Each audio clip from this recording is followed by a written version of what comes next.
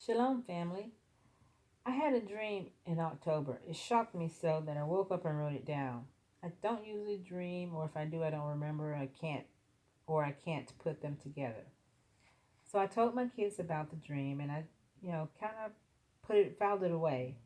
And then, as of late, Yah has been bringing this dream to my remembrance. So he said, just make a video.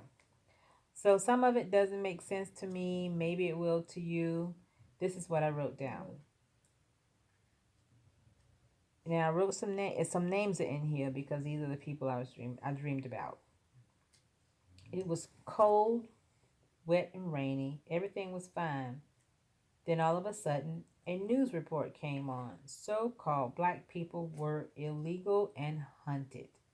We were not allowed in stores. A mom and her daughter tried to get some over-the-counter medicine. They had not seen the news. They had just ran out to the drugstore where white owners and workers immediately changed to Jim Crow era antics. They were throwing Hebrews out of stores and shops. We stayed indoors. Mom and Billy, my uncle, came in Billy's new truck to get us. It was like they were not affected by the chaos around us. Billy owned the house we lived in. Our white neighbors called the cops on us, so we had to go. There were several of us, 4 adults and 2 children. It was the worst chaos and pain I had ever seen. The world was recapturing Israel. Yahuwah shrouded us as we walked through a busy area. A Hebrew brother was being thrown out of a store with a package in his hand. He was with a white guy who claimed to be his captor, but was a friend. The white guy tried to make the black guy quiet down for his safety. Then Yahuwah said, "Run." We all ran, but in the chaos, Mom, Billy, and I were separated from the kids and Jay. An angel was behind us under the cloak, and he said, "Faster, run faster." We ran to a neighborhood of poor white people. He showed us a door to knock on.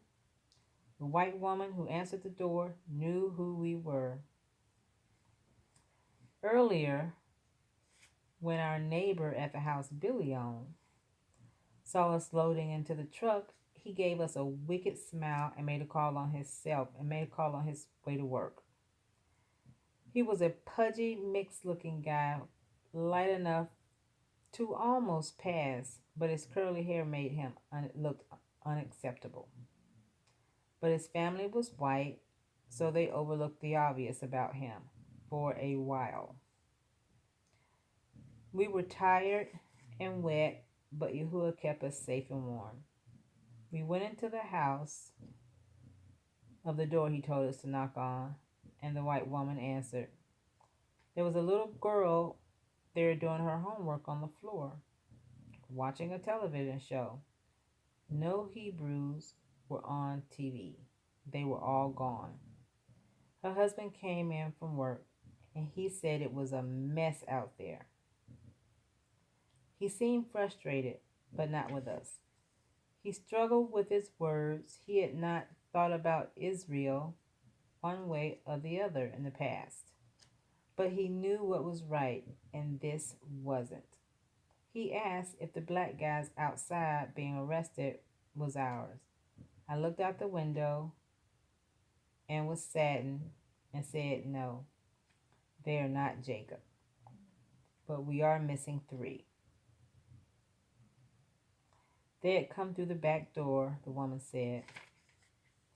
I was sitting near a window and saw my reflection. To the enemies outside, I looked like a white woman with blonde hair. Well, through all of this, Yahuwah kept us safe in the midst of all of this chaos.